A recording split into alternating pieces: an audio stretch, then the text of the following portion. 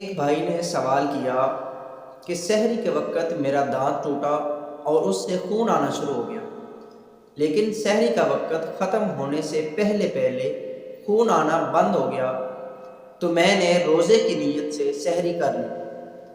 اب تقریباً 8 بجے کے قریب دوبارہ خون آنا شروع ہو گیا، تو آیا کہ میرا روزہ ٹوٹ گیا یا نہیں ٹوٹا؟ جواب یہ ہے، رد المختار کے اندر یہ بات موجود ہے کہ دانتوں سے خون آنے سے روزہ اس وقت تک نہیں ٹوٹے گا جب تک کہ وہ خون حلق میں نہ اتر جائے۔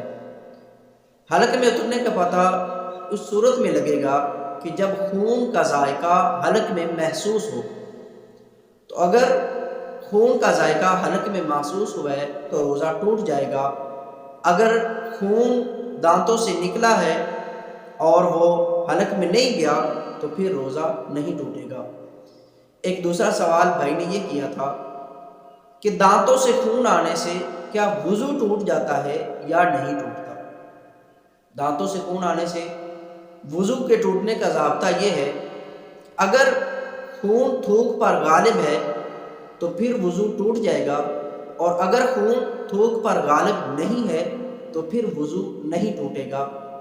تھوک پر غالب آنے کا پتہ اس صورت میں چلے گا، اگر تھوک کا رنگ سرخ ہو گیا تو پھر یہ سمجھا جائے گا کہ خون غالب ہے، اور اگر تھوک کا رنگ سرخ نہیں ہوا تو پھر یہ سمجھا جائے گا کہ تھوک غالب ہے اور خون مغلوب ہے، تو اس صورت میں وضو نہیں ٹوٹے گا۔